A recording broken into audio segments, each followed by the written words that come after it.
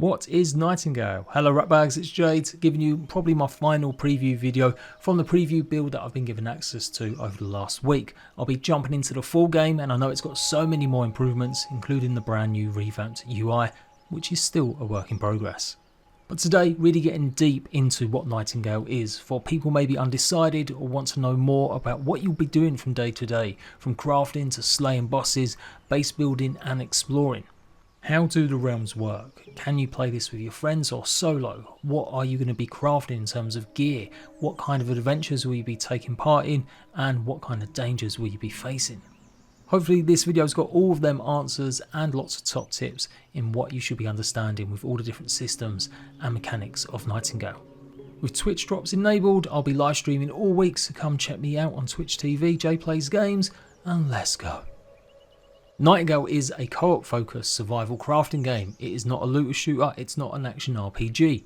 1 to 6 players, you're playing cooperatively. There is no PvP and there are no plans to add PvP. The premise is that you create these cards that give you access to realms that you can chop and change at will to give you different types of enemies, different environments to explore, increasing the difficulty and pretty much tailoring your survival experience.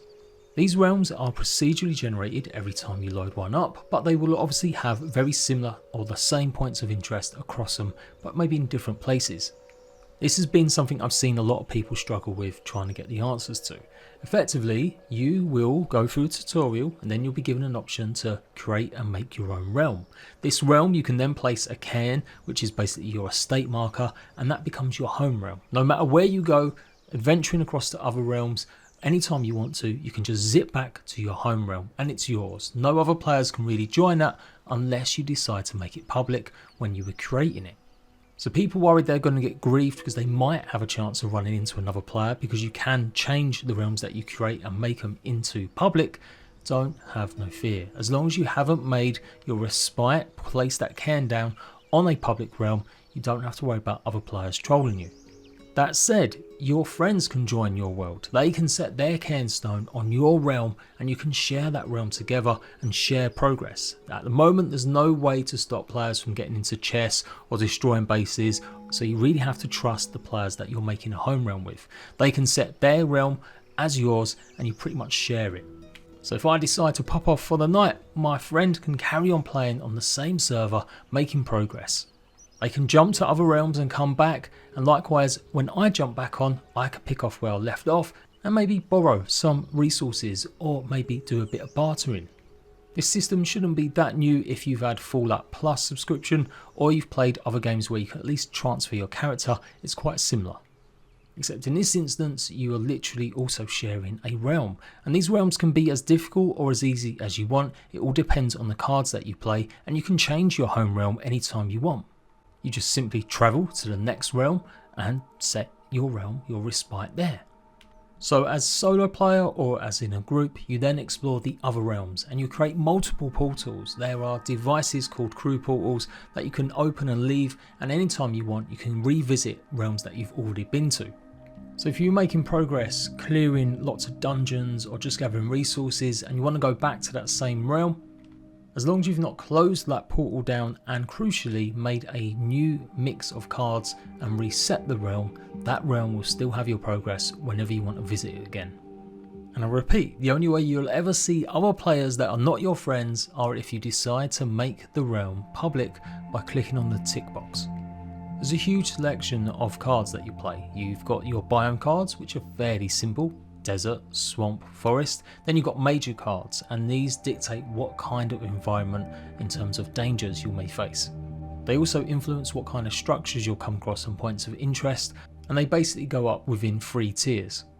The game will guide you through a bunch of portals to the tutorial realms, and then you land in something called the abeyance realm, and this is really where everything's chill and calm and you can really get to grips with the game, learning how to play, exploring some of the dungeons and gaining access to new cards to go up in the next level. After this, tier 1 as I'm calling it is Antiquarian, it's Astrolabe and it's Provisioner, and these 3 different types of major cards will influence what kind of structures, what kind of dangers, and crucially what kind of traders you may encounter in what they sell. Tier 2 realms are Herbarium, Gloom as well as Hunt. These will be more difficult than the first tier obviously, but you do gain extra rewards and more of the different resources needed to progress and upgrade.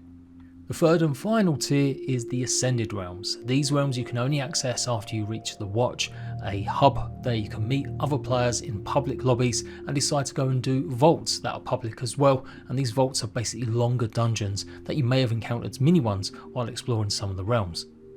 The Ascended Realms or Tier 3 realms are pretty much just harder versions of all the previous realms that you've come across. So in each set of these realms, these tiers, you'll come across resources. So again, in the Provisioner, in the Antiquarian and Astrolabe, you will have Tier 1 resources. Tier 1 wood, Tier 1 fibre, Tier 1 creatures, meat and hide. These are the basic resources that you'll be gathering or hunting creatures for to make your new gear, build your bases and crafting stations. Alongside them basics, you then also have special resources, things like different types of ores, from things like amber and quartz, all the way up to gold and silver, platinum and more. A lot of realms will have some of these resources, but you won't be able to harvest them until you get the right appropriate gear level or tool level. And a lot of these can be nestled and found in caves, alongside cliffs or on the water's edge. Ores are obviously how you make metals, and within these metals and resources, including wood, fibre, hides and more, they all have attributes. So effectively, if you craft with certain types of metal and hide, you may get different effects on your gun or on your armour or your tools. It allows a massive amount of customization to fit and suit your playstyle once you start being able to gather more and more of the resources. It is a very in-depth crafting system and may be a bit overwhelming for some, but there is a fill it all button, although it will always use your best items. So this is how you can min-max to an absurd degree. So if you're going to make a gun or something ranged, then you want to get hold of a specific type of metal which gives extra range damage.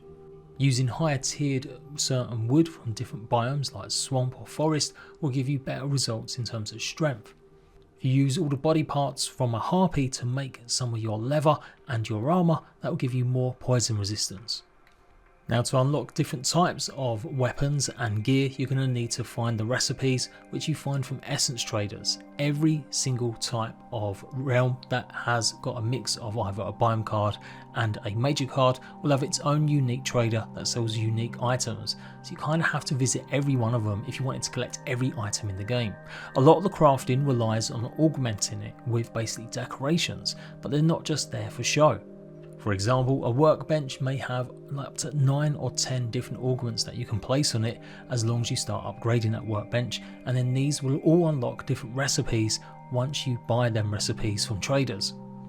Crafting benches are often what you're going to see in other games, but with a little bit more flair. Certainly, I really like the models in this game. I think they're pretty outstanding. So the usual things like a tannery and a smelter, to looms, alchemical benches and mortars. So you're encouraged to decorate your home, but actually have a use for the decoration, not just giving you a cozy buff, but instead actually making your house, your base, look actually lived in. So you will need lots of space, ample room to place all these augments alongside your crafting benches, and there's different tiers of crafting benches that pretty much match the different realms. You'll find simple crafting benches in the tier 1 realms, you'll then go up to refined crafting benches in the tier 2, and by the time you're exploring the ascended realms, you're looking at excellent workbenches. Some components needed to craft gear you'll only be able to actually get once you've got to the highest level of craft bench.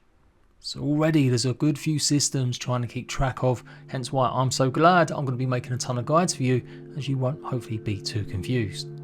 When you start looking at it logically, it all makes sense. Tier 1 items you gather, you can then craft them into tier 1 gear, you can upgrade it onto the next level once you start exploring the next tier of realms.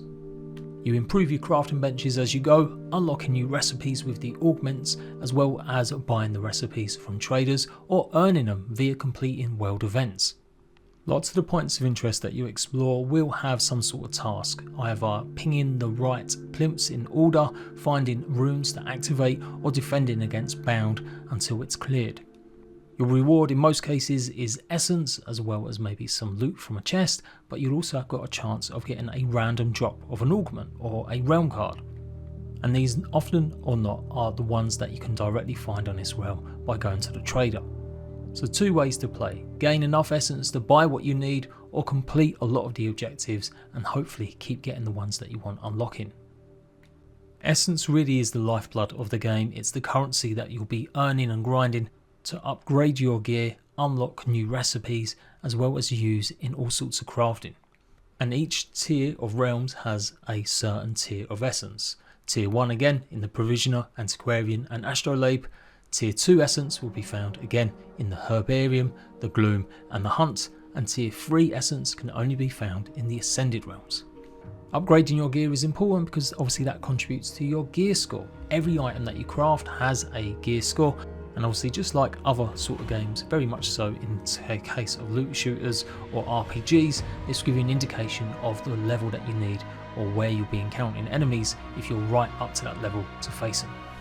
Each tier of the realms obviously has much tougher enemies and much higher level creatures. There's a variety of different tools that you can craft in Nightingale, as well as weapons, although it's quite limited in terms of what you might expect. Not a huge amount of swords or maces, instead it relies a lot on different types of axes, maybe daggers, and a lot of hammers and mauls. There are guns in the game, rifles, pistols, as well as shotguns, but you only get limited access to some of these for quite a while until you start progressing to the mid to late game. So you will need to upgrade some of these firearms or craft them with better resources to make the most out of them, otherwise they might feel a bit weak. What you're really meant to do with Nightingale is augment your tools and your firearms with spells and charms and infusions, and this is the other part of the game that I think a lot of people really need to get into. You automatically increase the damage output when you upgrade your gear through uncommon, rare and epic, but you can also apply passive charms that you can craft or find out in the world, and these give all sorts of buffs: extra protection, extra stamina, extra poison resistance or fire resistance. You then have infusions and enchantments that can give even more buffs to certain items, or even set alight your axe or pickaxe so that you can do fire damage for a short time against enemies. These spells are definitely not been represented enough in a lot of the videos I've seen, and I'll be doing that as soon as I can, showing you every single one available. Some spells can help heal you or give you more stamina, other spells will reveal creatures that were previously hidden. So if you want to get the strongest type of weapons, you do need to buy into augmenting them with charms and these infusions and enhancements. And on top of that, there's a plethora of elemental ammo, and again this is a late game item that you'll be unlocking that basically does fire damage, ice damage, lightning damage, poison damage. You'll find plenty of ammo while looting certain chests and exploring the realms, but to craft your own you will have to get it because it is quite powerful, and enemies have different weaknesses and strengths. Some enemies will take more damage from your pickaxe because they are guessing it's pierced, other enemies will take more damage from knives.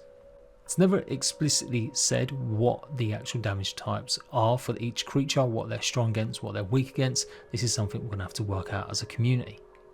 But within that, certain creatures will have elemental weaknesses and strengths also. There is a hefty story to Nightingale with lots of lore and text to read, and of course I am interested in that, but that's something I usually enjoy closer to 1.0 launch when everything is finalised.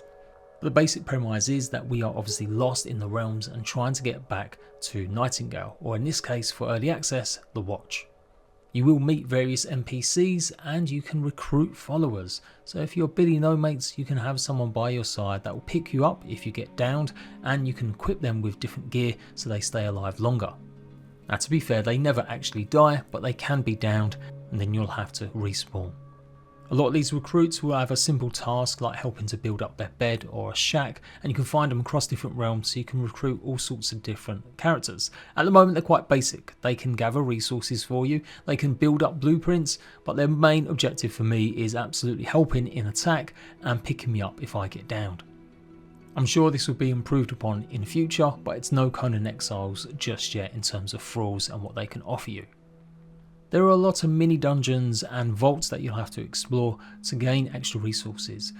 You'll find plenty with mini bosses like these where you'll have to take them out and hopefully earn rewards like new cards. They're actually called Bastilles in the game, but I'm going to carry on calling them mini vaults. By the time you get to the Watch, the loot becomes complete in these larger vaults, and these vaults have boss fights at the end of them. As you explore the land, you will come across epic versions of creatures and specifically unique bosses that may be roaming around certain realms or found at the end of these big dungeon vaults. Killing them will yield the best kind of resources that you can use to craft and make better gear. So this is the endgame loop, exploring lots of the ascended realms, gathering more of the high-end resources and taking on these vaults with other players or solo. You'll be able to play these cards if you really don't want to meet another player ever by crafting a solo vault card and playing it directly from your portal instead of going to the watch. However, Nightingale is a always online game at the moment, so you always have to have an internet connection. I spoke about the major cards and how you create realms, but there are also minor cards that can adjust and change stuff on the fly.